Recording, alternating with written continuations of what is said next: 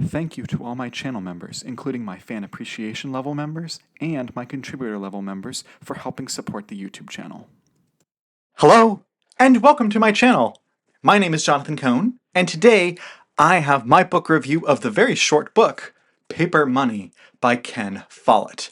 This is his first political thriller, or just thriller, I guess, that he wrote back in the 1970s. And for those of you who don't know, Ken Follett is known for two things. He writes thrillers, but he also writes big, huge, epic historical fictions. And I've been focused on his historical fictions. I've read his 5 Kingsbridge books, plus his new release Circle of Days, and I'm a big fan of his historical fiction. I think he does a great job, and that's really where he shines.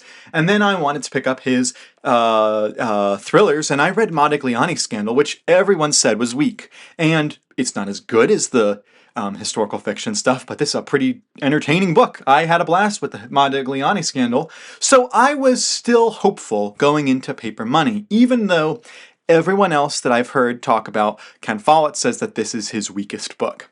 And so, I like I like finance. That's something I'm really interested in, and I like watching the stock market, and I like news stories about businesses buying out other businesses and what ulterior motives and stuff was behind the scenes. So that's really fascinating to me. So I thought maybe this would work for me.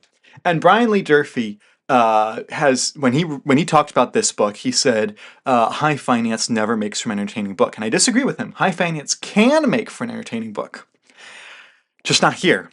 And it was so sad to see Ken Follett swing and miss so bad, because he's written some of my favorite novels of all time, and then this book is such a stinker. So my first problem with this book is that it is so aimless. There are so many points of view, there are so many ideas present that it does not anchor enough. It has an anchor. It has a main story. There is this guy, he is making these behind the scenes business deals, and he's kind of playing other people off of each other. He blackmails a politician through a sex scandal. He tries to use the blackmail to leverage the newspapers. He tries to use the wife of a businessman to use her for his ends. There's all these things that he's doing. But his plotline, him being, kind of the villain of the story, he was in it so little. And there were so many POVs. To the point there was one point in the book that I was just like, what are we doing here? You're almost done with the book and you're still adding POVs. What are you doing? And the book's really short. It's only about 240 pages. It's a nice quick, afternoon read type thing. And yet Paper Money so paper thin in plotline. I just thought of that. Paper Money is paper thin. And it has some really cool ideas. There are some really cool moments. And there's a scene at the end of the book where a woman and her husband kind of reunite and have a really cool moment together. And so he has individual scenes that I enjoyed. But the majority of the book is just not that well done.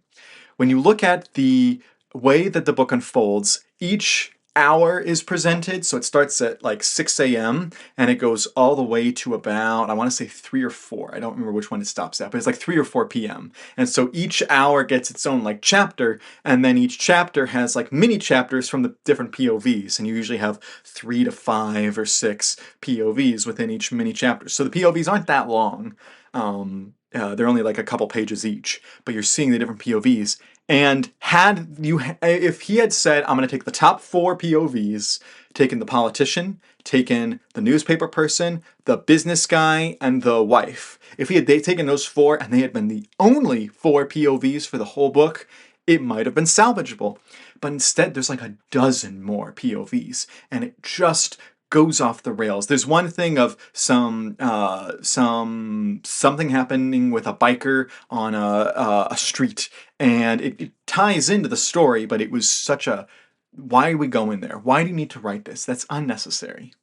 Another criticism I have is that Ken Follett doesn't seem to understand how to write risque elements without diving into the R-ratedness, or even worse.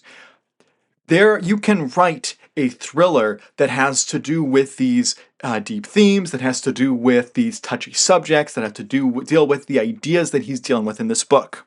But you don't have to go all in, be graphic, and be so descriptive in the way that you show everything.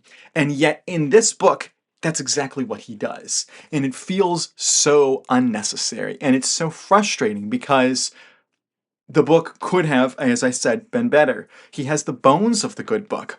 The first chapter, out of the gate, the first chapter is a sex scene. And I know why it's there, because it's the politician doing something scandalous, and then all of a sudden that's used against him later on. But it didn't need to be so explicit. It didn't need to be as drawn out. It could have been handled much better. And it's just frustrating that Ken Follett this is a problem he has with all his books, is that he can't help himself. He is so infatuated with sex, and he just can't not write that. And I'll say, at least Modigliani's Scandal felt like it flowed better and had like a more main plot line, and that's why I gave it more. And it was also a much more enjoyable story that it was telling, but it suffers from one of the things that pulls it down is his infatuation with sex scenes.